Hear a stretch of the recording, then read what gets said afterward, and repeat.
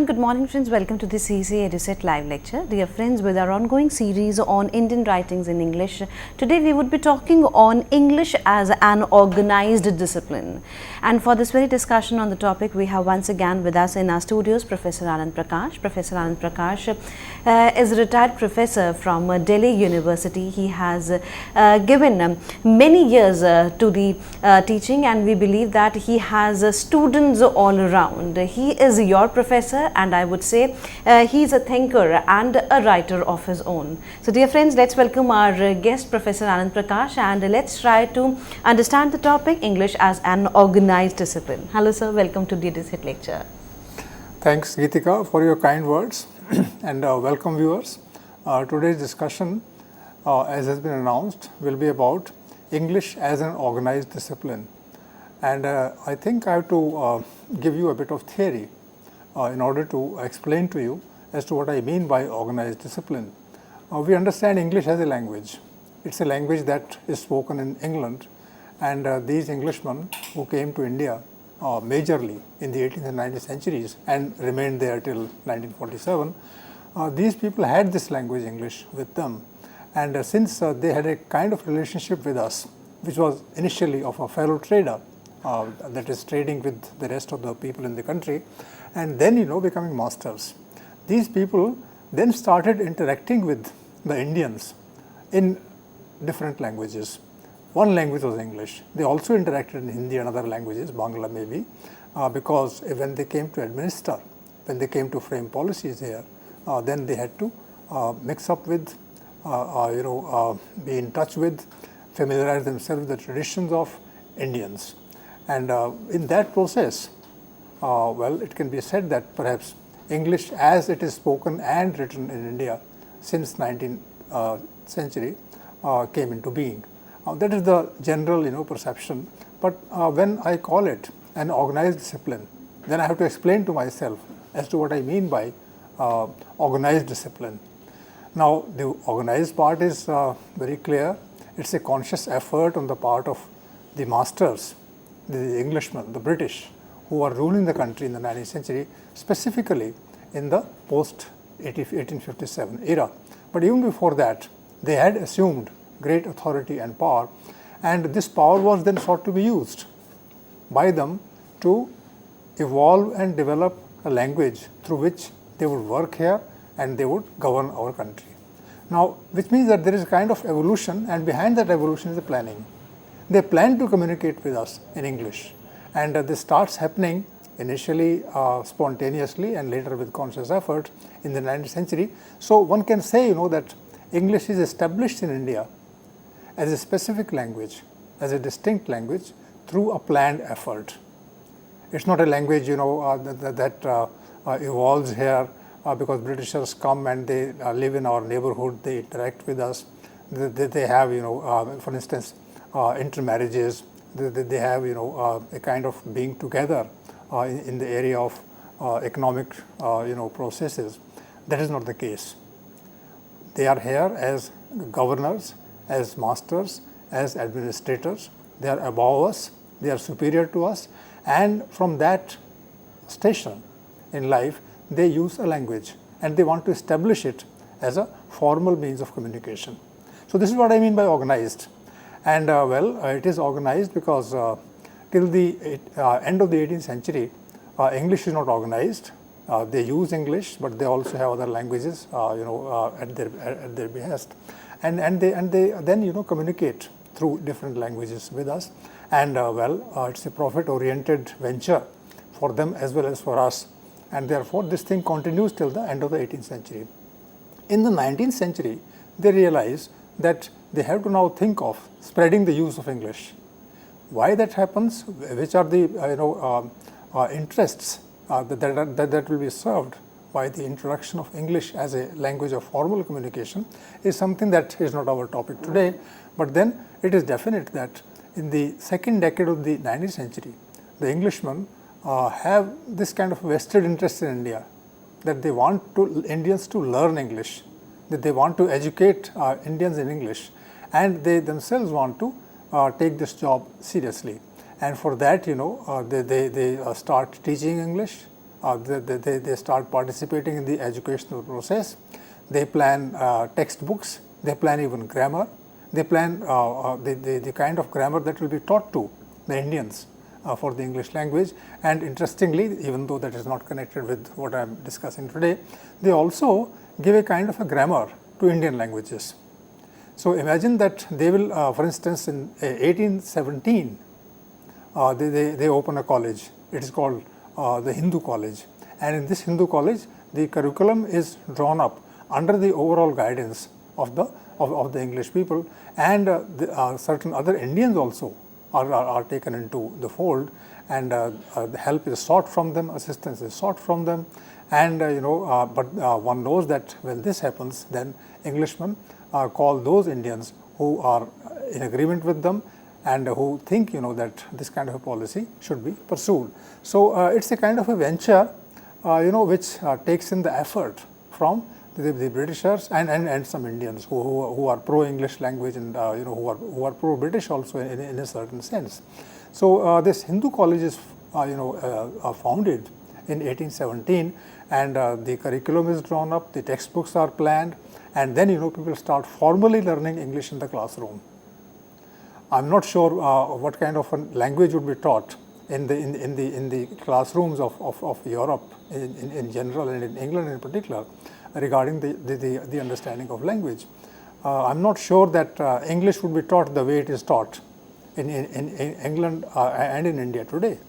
But then in the 19th century, English is taught as a part of the curriculum, and there would be a kind of an English department where textbooks would be used, and these textbooks would be compiled in such a manner that the Indian student becomes acquainted with not merely the use of English, and not that English language as language is taught alone. It is also that that language is shown as a vehicle of expression of literary intent and emotion, which means that in the 19th century, in the curriculum, there can be poems, and these poems are taught in a manner as if they were meant for the Indian reader also in English. So this is the kind of link that is being established in the 19th century, and because English is taught in the classroom, English is taught by a teacher who will come and who will ask all the students to frame sentences according to the rules of grammar of English, and then there will be examples which will strengthen the understanding of English, and these examples will come from literary texts. So because this is happening at the level of policy, this is happening at the level of educational activity, it is happening through the use of textbooks and teachers and students interacting with one another. There might be discussions in English in the classroom, and English teachers are talking to Indian students, and Indian students are articulating their views, their attitude through English, and then this I may not call it healthy or unhealthy, but this kind of a atmosphere is created in the classroom that a kind of a language starts forming itself with the help of the English scholars and with the help of the Indian students. So this is what I call organized. The institution, the textbooks, the teachers, etc., all of them are state funded, and there would definitely be policymakers behind this scene that one cannot easily see as to what kind of policies would be framed by the administrators and by the powerful people in the country at that time, and which arguments will be formulated and presented to support the cause of English teaching and English studies. But this thing starts happening in the early years of the 19th century, and since this happens in that manner, therefore I call it organized. Is it a discipline? Now viewers, think about the word discipline. Today when I use the word discipline, I think of a subject which is being taught in a certain manner in the universities and colleges. It's a discipline. When I teach English in a university, then I belong to the discipline of English studies. I call it English studies, and what English studies means is that there are books which are taught, there are books which are discussed, and that the language used in the discussion and in the teaching of those books also happens to be the same language. So when there are a large number of people in the country who use the same language to teach and discuss and study the same texts, and over a period of time. And then the knowledge goes from the classroom to the world outside. People have been taught in the university, in the colleges, then they get their jobs, and when they get their jobs, then also they carry on with their reading, teaching, writing, discussing also. So which means that after 10-15 years of this kind of phenomena happening and increasing, after 10-15 years, there is a whole lot of people who are there in society, who are there in small towns, who are there in big cities, who have learned English this way, who have learned English literature this way, and then they interact with people elsewhere also. Now, the interesting part is that when these people who have learned the art of communication through English, and that art is totally different from the art that existed in India, independently. I don't think we had a tradition in the 19th century and before, of discussing literature the way it was discussed in the 19th century. There might be pundits, there might be scholars. These scholars would take certain texts as subjects of study. Then they would imbibe them, and finally, if given a chance, they would preach something about those texts. But this a particular way of using a language in the classroom, where there is a teacher and there are students, and when the class is over, then the students go outside, they sit somewhere and they start discussing, and that programs in the colleges and universities are organized. They are debating programs, they are discussion programs, they are seminars, they are paper presentations. When this kind of an activity begins, then it assumes the form of what I call a discipline. And English language in the 19th century finally emerges not merely as a study of English, but English language, but as a discipline.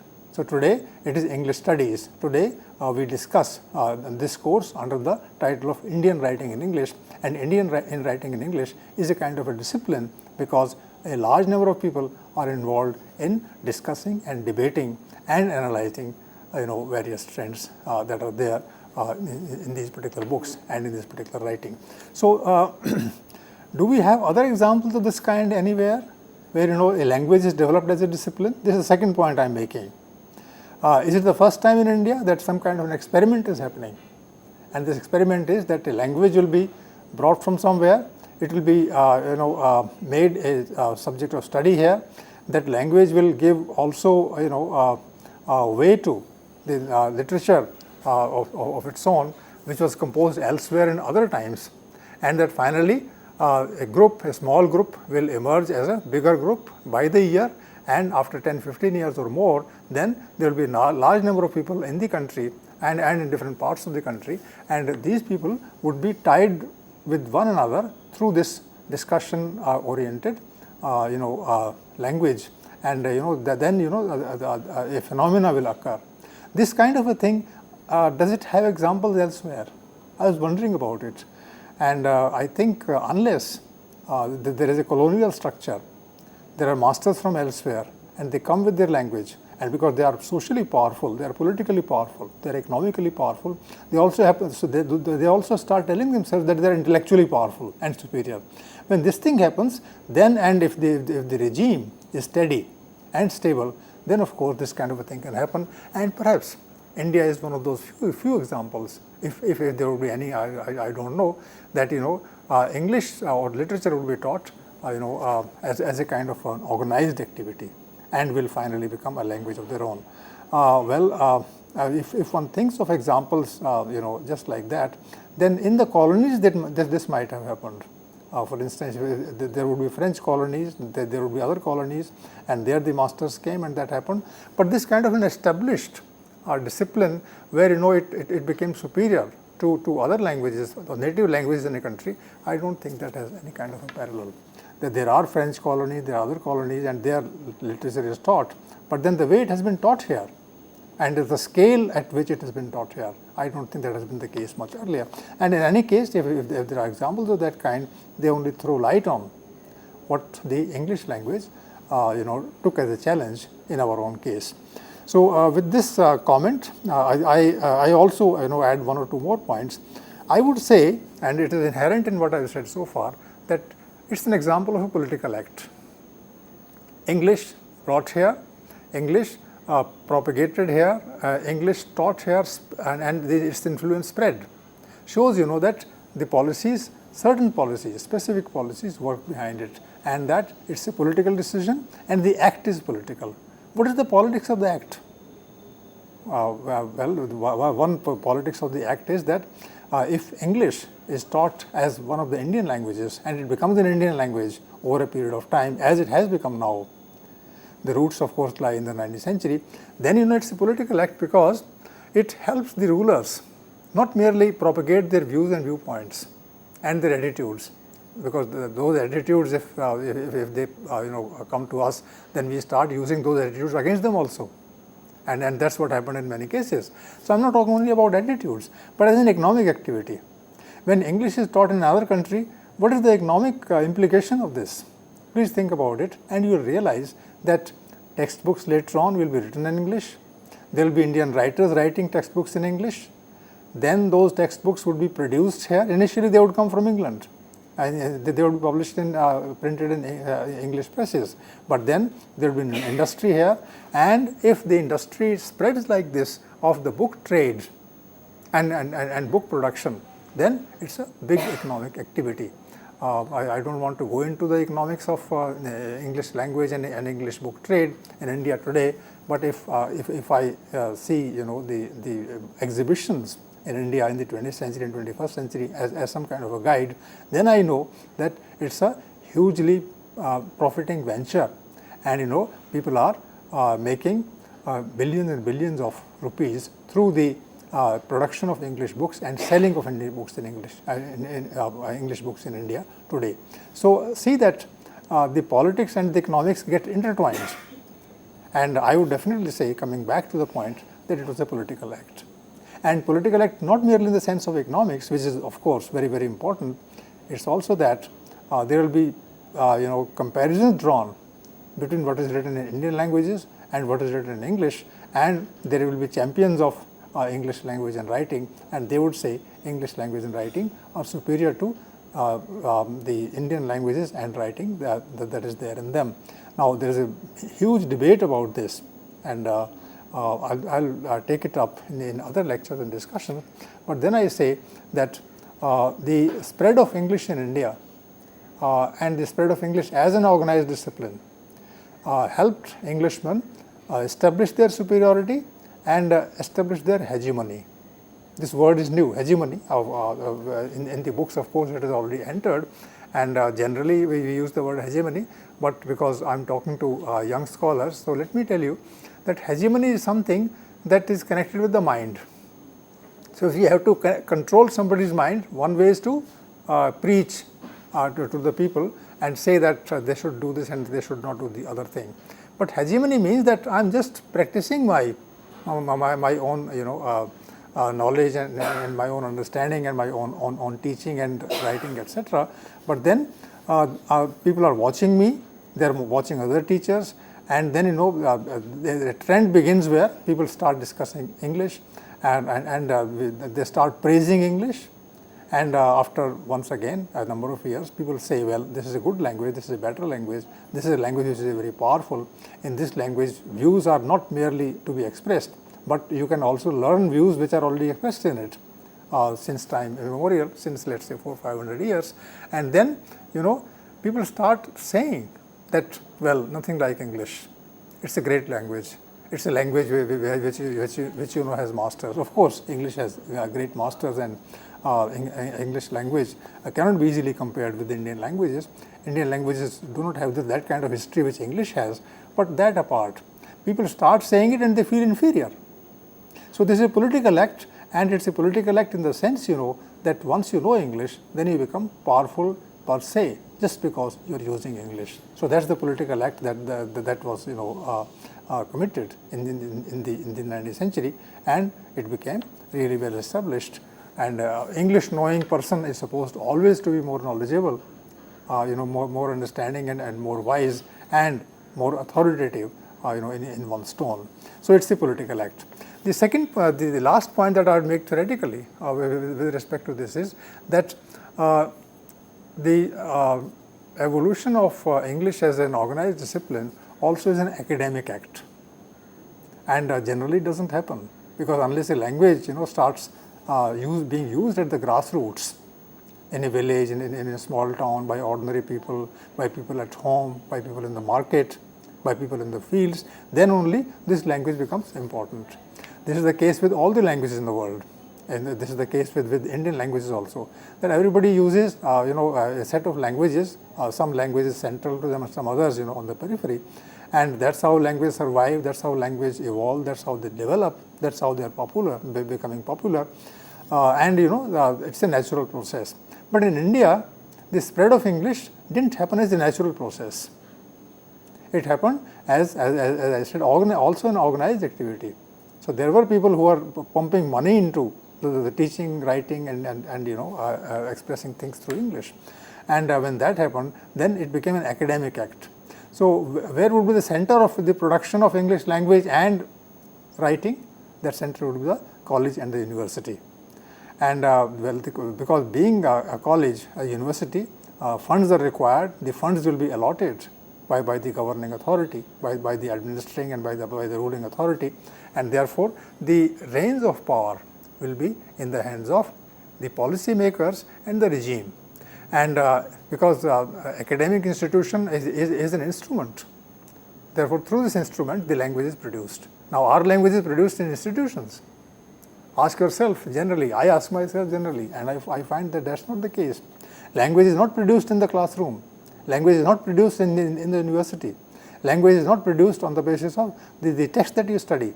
Language is important because it is made a vehicle of communication by people at large, even illiterate ones. Mostly in India, there is a big deal, a great deal of illiteracy in India, and people express themselves somehow.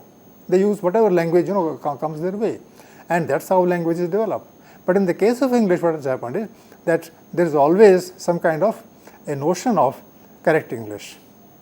And I've been a teacher all my life, and sometimes this kind of question is asked. Now they see the following passage; it has some certain incorrect usages, and correct them or point out the mistakes.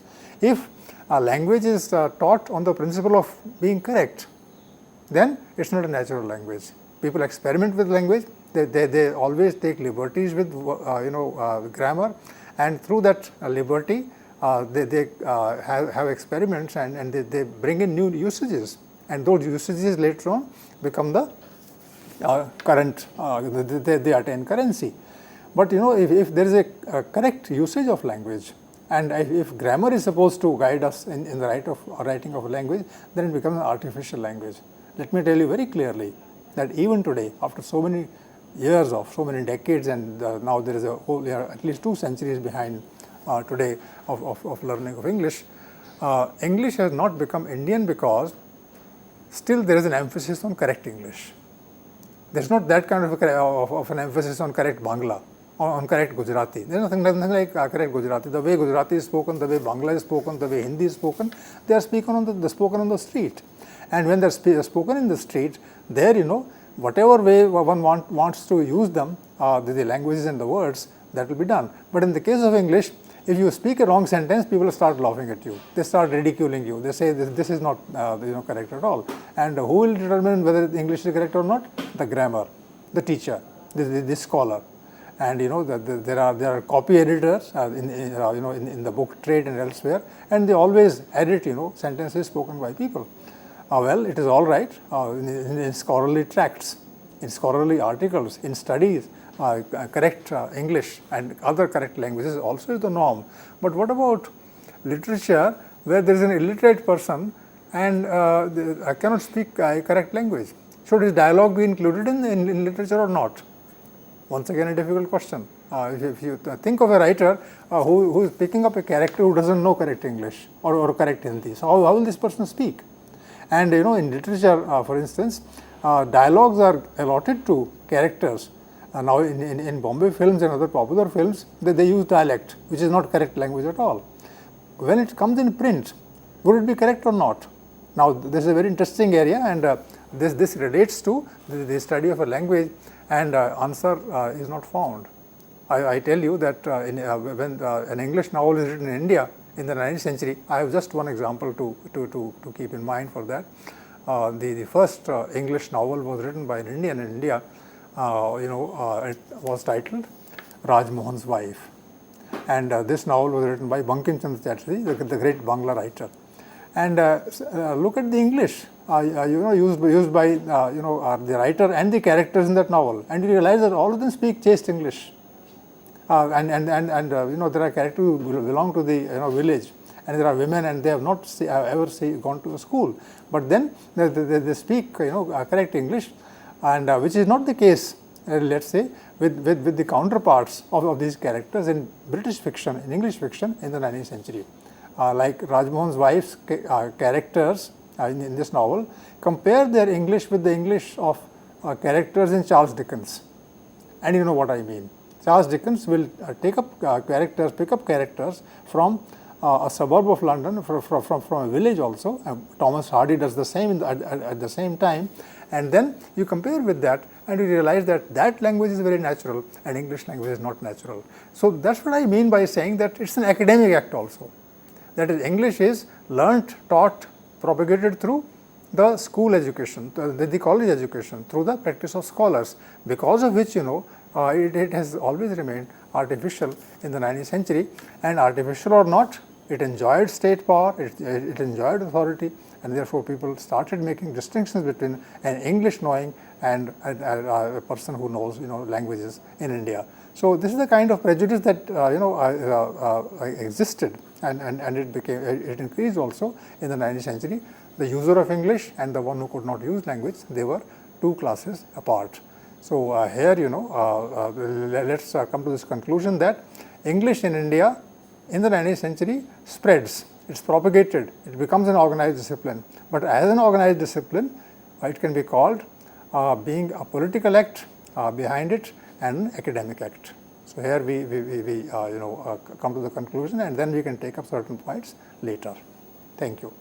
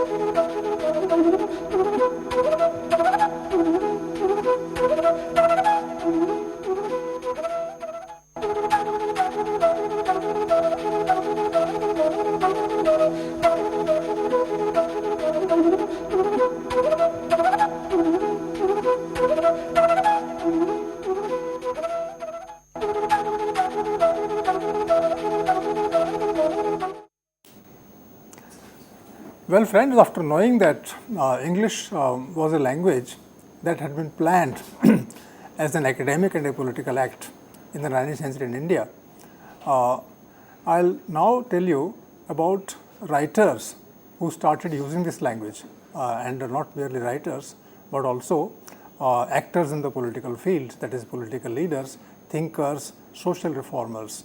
All of them started writing in English, using language as a vehicle of expression, and they were Indians. And this happened in the 19th century, and this happened on a big scale.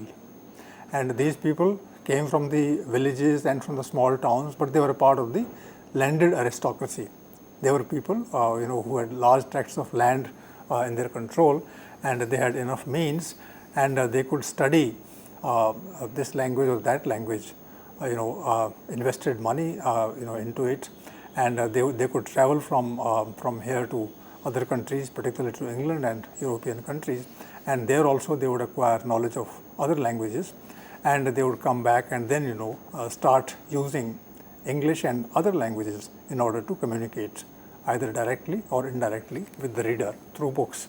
So this trend of using English by Indians, by Indian thinkers, reformers, writers, poets, etc., this trend started in a big way in the 19th century, and since this trend had the strength behind it of the classroom activity and the teaching activity that happened in schools and colleges in the 19th century, this trend finally caught up with the life in general and the life of the middle class in particular, and this strengthened the usage of English as a means of communication. So, if I say that English in the 19th century emerges as a political act, as an academic act, and that it's an organized discipline, then this organized discipline draws strength from and sustenance from the use of English by Indians in different fields of life. So, in the 19th century this happened steadily, this kept on increasing, and it also raised questions of propriety, questions of usability, utility. So, debates happened around it, but then English kept spreading, and the cause of English was stronger day by day.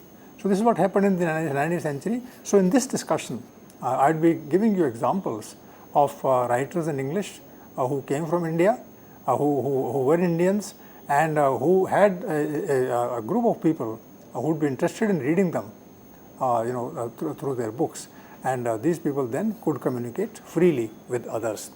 Now, it's once again a double-edged thing. One, that these people are talking about Indian conditions, and they are talking to the British, and they are talking to the Indians, and it's confined only to the middle class, because Indian writer writing in English doesn't write for the illiterate people, those who can't read and write, and even if one read out to the illiterate masses, then they wouldn't understand what is being said in English. So English remains largely confined to the middle classes in the country. Now that is a drawback, but there is also a kind of strength in English being a vehicle of expression in the 19th century and later on in the 20th century and 21st century. Now English is developed as a language in India itself and has a large following. That apart, in the 19th century, the benefit and the advantage that the Indian reader and writer enjoy is that these writers who are writing in English, they of course are cut off from the ordinary masses, cut off from the ordinary reader. They get connected with the fellow writers in other areas in the country, which was not the case earlier. If you wrote in Hindi, if you talked in Hindi, then you would not be easily understood outside the Hindi region. But if you wrote in English and if you talked in English, then you had some kind of a link with, let's say, the regions in the south, regions in the west, regions in the east, and middle classes, people who could pursue reading, writing, education. Those people were now getting more and more well versed, and for that reason they started using English, and then the country had that kind of unity of the middle classes. So middle classes of all regions in the country, they would be expressing themselves through English, and when this expression continued over a period of time, then these middle classes will get bonded with with one another in a manner that was not possible in the case of other languages. And later on in the 20th century, there will be need for a national language to come up. And initially, the national language, was Hindi for all practical purposes. And even today, Hindi is a binding factor in India through films and through music. But then nobody recognizes it as a national language in the real sense, because there are people who have their own settled views on Hindi and English and their own languages, and the debate continues. I don't want to go into the debate part of it, but let me tell you that in the 19th century, when English emerged as a medium of expression at the middle class level, then it formed some kind of a base which was nationalistic in nature, nationalistic in the good sense of the word, that the whole India now got gradually more and more united through the use of that language, because the middle classes spoke it, and those middle classes belong to different parts of the country. So a kind of a national consensus or nationalist consensus consciousness also that started building up in India, particularly at that time. So isn't it an advantage? Start thinking about it, because other languages cannot be used all over India in the same manner in which English can be used. So English literature had that kind of a advantage for itself, because it could approach people from different parts of the country, and the people themselves got connected through English with one another. So it was beneficial for English, for the British in India. It was also beneficial for people who later on fight the Britishers on the basis of being a nation.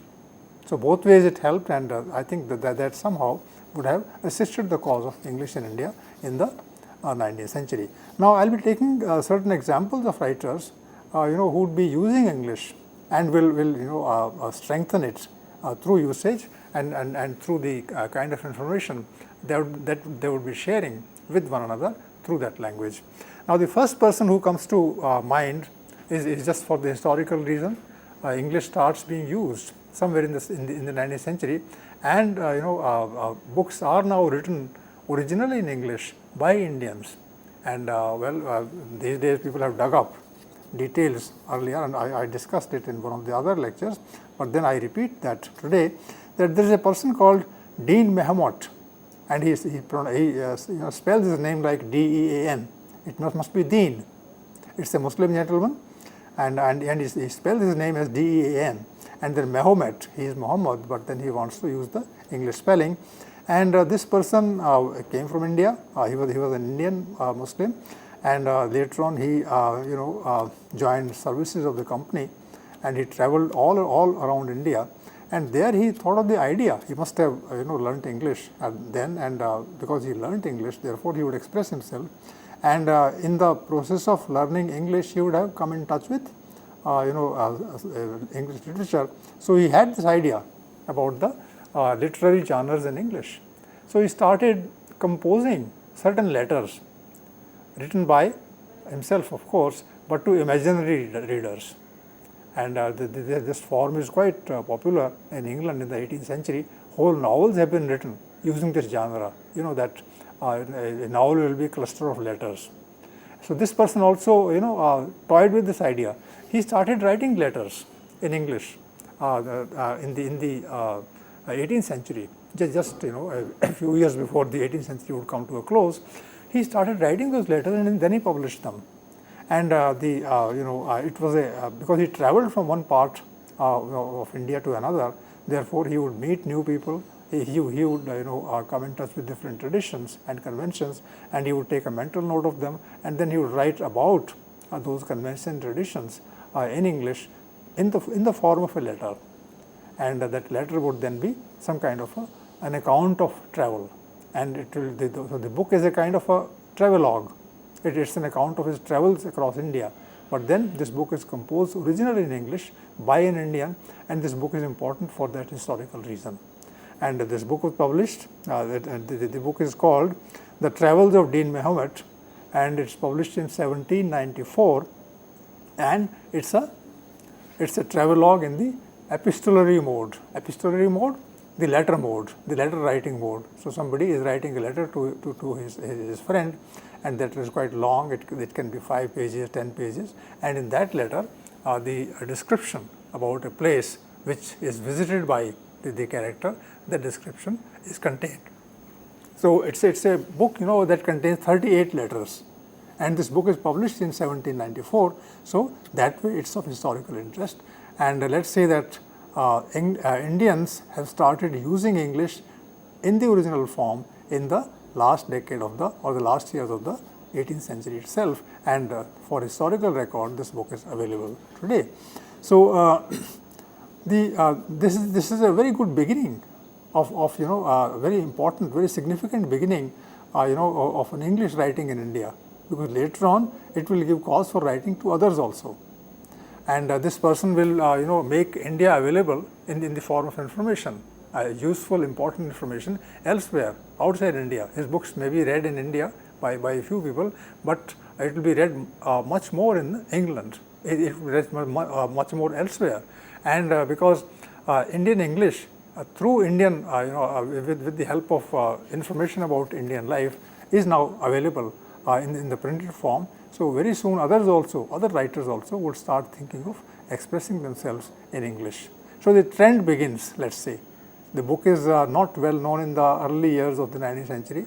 I was just going through my notes and a few books, and I realized that there was a conjecture, there was a guess by 1 or 2 writers who said that this book may not have been known in the early years of the 19th century even to Raja Ram Mohan Rai, who was writing in English. So he may not have known, but then the book had been written and it had been published, and later on people as I said, dug it out, and now it is available as some kind of a record and as one of the first books that was there in English written by an Indian. And that this book is important for the reason that it gives you descriptions, it gives the reader descriptions about how life is led in different parts of the country. So this is an important occurrence in India in the 18th century, closing years of the 18th century and early 19th century, and people elsewhere outside India get to know that books have been now written in English by Indians. So later on it will become a trend. Today the trend is that more copies of English books are sold all over the country and outside than individually the book in any Indian language. I'm not going into the specifics of this, but then this is what the perception is. But then in the 19th century there is some kind of a presence of books which were originally written in English, and then the trend will begin from this book, for instance. But the actual trend, in the way we know it, that begins with the writing of Raja Ram Mohan Rai. Raja Ram Mohan Rai is a unique example of love for languages. He's such a well-versed person in languages that he's a great scholar, and he can match in excellence and in width and breadth of knowledge with any scholar in the world. And this person has the background of the Indian aristocracy, and he doesn't have that kind of a worry which is there generally in the case of writers, who have to make ends meet through their writing. This person is writing in English, using English as a language for 2 reasons. One, that when he writes in English, then he has to read English in order to imbibe knowledge, and reading in English increases his knowledge. And when he writes, then he has a large number of audience inside the country and outside the country. And thirdly, apart from these 2 reasons, he also is able to impact. He is also able to influence the policies of the government, because he is an important person, and he is emerging as a great social reformer. So, because his vision is modern, his vision is rational, and that the Indians may not at that point of time appreciate as much as he would be appreciated later, but then he is breaking new ground in the field of thought and in the field of literary awareness. So this person is there in the early years of the 19th century. His dates are: he is born in 1772. So when the century closes, the 18th century closes, he is 28 years old, and he dies in 1833, which means he was there for let us say almost 60 years, 61 years to be precise, and in this time lifespan, he has written a large number of books. And I was telling you about the languages that he knew. It is said, and it's a kind of a list of his achievements, that he could read and study apart from English, Latin. He could read Greek. He could read Hebrew. These are the. Then he knew Persian very well. He knew Arabic very well, Sanskrit very well, and of course Bangla. He is that way a Bangla scholar. So such a person is there in the 19th century, and he chooses English to write his essays. And why does he choose English? Not for self-expression. Actually, self-expression is a new kind of an emphasis in writing. In the 19th century, people did not bother much about self-expression. They actually contributed to the cause of knowledge. They contributed to the cause of letting people understand the value of attitudes. They would introduce attitudes to people, and therefore they were philosophers, they were thinkers, they were reformers. They wanted to contribute to new knowledge, to new issues, and so that people could think then finally of reinterpreting them and changing them. So that way he had that kind of a social role to play. So I would call him a writer, a thinker, a reformer, a philosopher, and a person who was also participating in the politics of the day, because he would be in touch with the people associated with the governing of the country, and he would take up the cause of social reform, for which reason he would be rubbing shoulders with the important people in the country.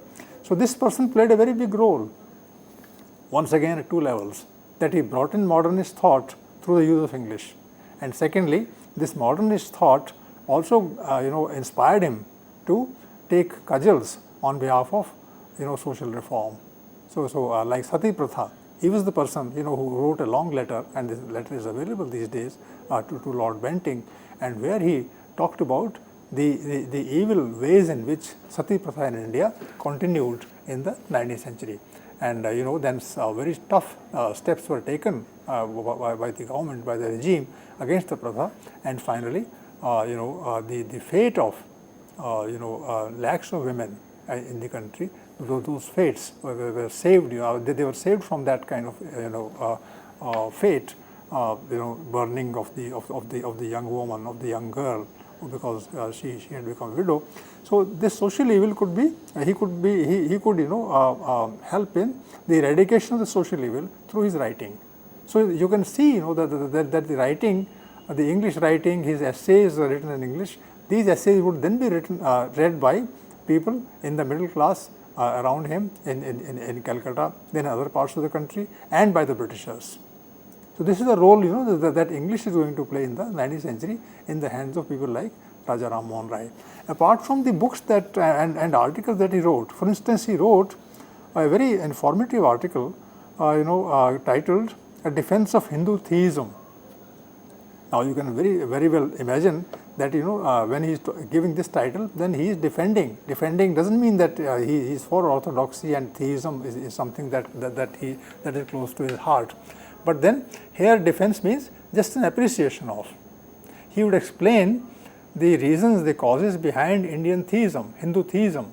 So he will educate a large number of people who would read his essay, and he would explain it to them, whether they are Englishmen or Indians, as to how theism prospered in the country, and that they should be recognized, and some aspect of theism should be preserved. So this is what is meant by defense. But then more important is that it's a serious topic. It's a topic that requires a very balanced approach, a very what can be called Catholic approach which gives respect to the weight of the argument. So that is being done by Raja Ram Mohan Rai, and it's a very important contribution to the field of knowledge. And then because it's a serious work, therefore it will lend respectability to the writing of the essay, and this essay is in the English language of the at that time. Then this essay was published in 1817. Then he founded Hindu College in 1817 again, the same year, and he had because he was one of the founders, therefore he had some say in the policy of Hindu College also. So Hindu College in fact became, as I said in earlier discussions, Hindu College became the center of attraction for all the imaginative people, for all the creative people. So Hindu College contributed a great deal to the spread of thought in Bengal and elsewhere. Well, I already discussed it in the earlier presentations, but then his role in the running of Hindu College lent credence to the study of English and the study of attitudes which were modern in nature. Then this Sati Pratha article, which was addressed to Lord William Bentinck, this was published in 1830, where he criticized Sati Pratha and sought help, and help came.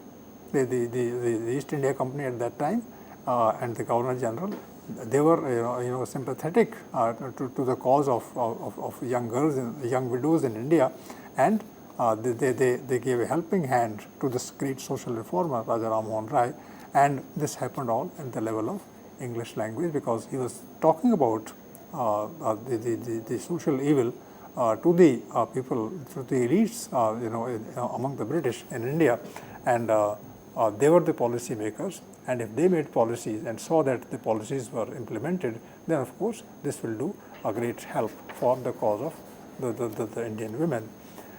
Then you have a little later Bankim Chandra Chatterjee, second part of the 19th century.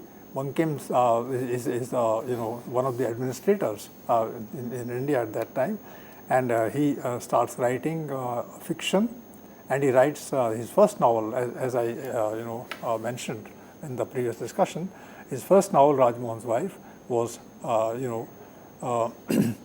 written in the second half of the 19th century, and there the idea behind the Rajmohan's Wife is that the first thing is it's a woman-oriented novel. At the center is the character of Rajmohan's wife, and there is a tussle that goes on between the wife and the husband. And the moment you bring in tussle between the wife and the husband in the 19th century, that very moment you bring in the issue of patriarchy.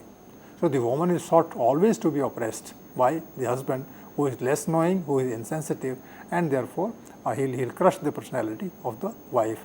If that topic is taken by itself, then one would know that he'll be fighting for the cause of women's liberation. I'm using a big word, that may not exactly be the case in the 19th century, but since it's about Rajmohan's wife, and she will also take steps to tell about her stand in the situation that is captured in the novel with people who are close to her. Therefore, the novel as such will become some kind of a description of tussle between the woman in the household and the master. And there are tragic overtones, there are also comic overtones, there is a kind of a message that is being given. So one can say that if the wind is blowing in India of change, with Raja Ram Mohan Rai and other social reformers at that time, because Raja Ram Mohan Rai, the third thing that he did was he also founded Brahmo Samaj, and Brahmo Samaj meant that it was a modern kind of an organization, and it was very critical of Indian orthodoxy. So Indian orthodoxy is being criticized, English language is being propagated, and certain social evils are sought to be eradicated in the 19th century. This is what I call blowing, winds blowing for change. And then comes our writer in English, Bankim Chandra Chatterjee. So that social reform gets reflected in the descriptions and in the presentation of characters, the picking of characters from the social scene. So this actually literature cannot be straight away clubbed with social reform and activities that take place there. But then, if behind the imagination of characters and behind the imagination of the writing and the writer, some kind of a reform is happening, then obviously the tone of the writing would also be modernist and enlightened. So, this enlightenment that is there in the 19th century in the form of social reform, that enlightenment is expressed through English language particularly. It could not have been done through Indian languages as easily, because Indian languages then were languages of learning by only the elites. But this language is not merely for the elite, but for the common masses. The elite is only writing, but the writing takes up the cause of the common masses. It is about social evils. It's about your women's freedom, women's liberty.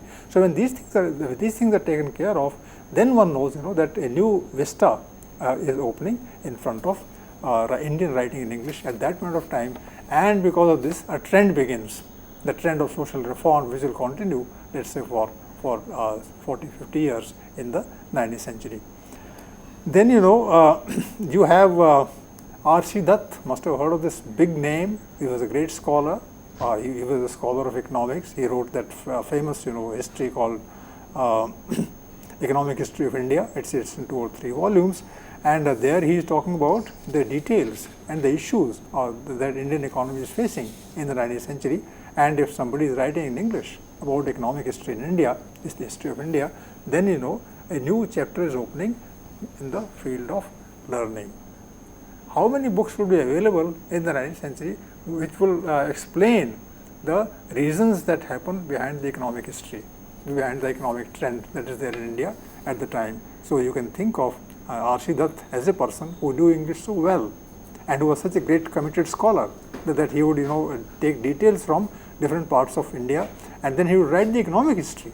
He would write about the rise of industry. He would go into the reasons how industry got a fillip from the economic production from different parts of the country, and how this took a concrete shape in the hands of Indian entrepreneurs. So when that thing is done, then of course, and the other writers I can think, R.C. Dutt, for instance, translated Ramayana and Mahabharata into English. He also wrote novels in English. Then you have Rabindranath Tagore, and everybody knows about Tagore. He also wrote, particularly in the opening years of the 20th century, directly in English. Before that, he was writing in Bangla. So it is this way, that English emerged in the 19th century as an organized discipline, and that it got help from the different quarters. And one important quarter was the thinkers, social reformers, and writers. So I think we have now come to the end of the discussion. It starts as a concept, starts as a political act, and it goes into the reasons of social reform. Finally, literature also is being inspired by the use of English language in the 19th century, and that's how the trend would continue later. Thank you. With this note, thank you, sir. Thank you so very much. And dear friends, if you want to give your feedback for this particular lecture, then you can mail us at info.cc@nic.in. We would be meeting again tomorrow and would be discussing on another topic under the series, Indian Writing in English. Till then, take care. Goodbye. Thank you, sir. Thank you so very much.